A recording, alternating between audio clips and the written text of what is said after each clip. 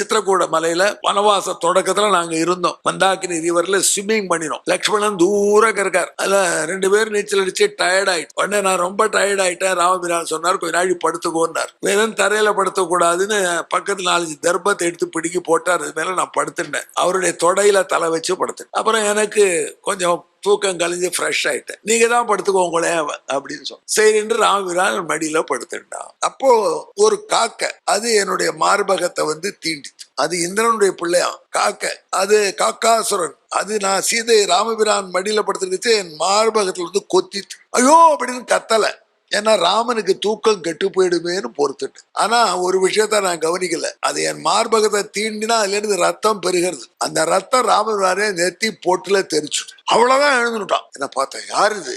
யார் உன் மார்பகத்தை தீண்டி புண் பண்ணி இருக்கிறது? யார் பாம்போட விளையாடுறான் அப்படின்னு சொன்ன. அந்த காக்கை இருக்கே தூரக்க ஒரு மரத்துல உட்காந்து அதை அப்படி சாட்சி அப்படி பாக்குறது. என்ன பண்ண முடியும் ஒன்னால? காக்கை அகங்காரத்தோட ராமனையும் பாக்குறது என்னையும் பாக்குறது. இப்ப ராமபிரான் கீழே போட்டிருந்தானே தர்ப்பங்கள், அதுல ஒரு திரப்பத்தை எடுத்தான். அதுல பிரம்மாஸ்திரத்தை ஜபிச்சான் ராவன். அப்படி எரிஞ்சான். அந்த புல் காக்கையை நோக்கி பறந்து புல் நெருங்க நெருங்க அதுல இருந்து வெப்ப கதிர்வீச்சு கிட்டக்க நெருங்க அந்த வெப்ப கதிர்வீச்சு தாங்க முடியாம காக்கை ஓடியது.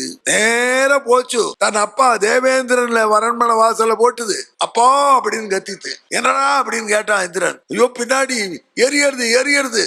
ஆமா எனக்கு கூட எரியுது. என்ன விஷயம்? அந்த ராமன் ஒரு புல்லை மேல எரிஞ்சான். ராமனா?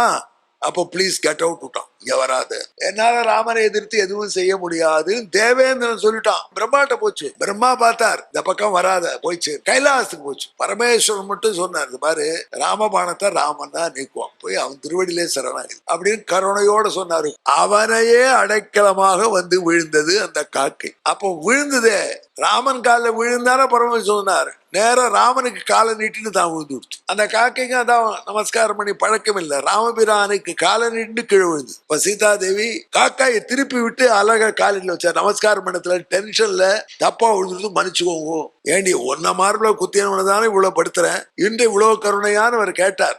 அது பிராட்டியினுடைய குணம். ஆனால் அந்த காக்கை பகவான் வந்து நின்று சரணாகதி கேட்டுது. அதை காப்பாத்தணுமா வேண்டாமா? பகவான் சொன்னார், தப்பை உணர்ந்துனா காப்பாற்ற வேண்டியதுதான். ஆனா இந்த பிரம்மாஸ்திரம் சும்மா இருக்கு. அதுக்கு ஏதாவது தீனி போடணும், அதுக்கு ஏதாவது கொடுத்துரும், அப்புறம் வீட்டுல வாய்க்கரிசி போட்டுலாம். காக்கையை பார்த்தது, என் கண்ணை வேணா எடுத்துக்கோ அப்படி. அதுக்காக பகவான் அதுக்கு ஒரு கண்ணை மட்டும் எடுத்தான். வலது கண்ணை மட்டும் வாங்கி இவ கண் தெரியாத போயிட்டு தேர்ந்து காக்க அதுக்கும் அருள் பண்ணினான். இனிமே ஒழுங்காரு. அதனால காக்கைக்கு இந்த கண்ணில் இருக்கிற பாப்பாவை எங்கேயும் அங்கேயும் மாத்திக்கிற சக்தி உண்டான். அப்படி போல காக்காட்சி அப்படின்னு அந்த காக்கையை காப்பாத்து.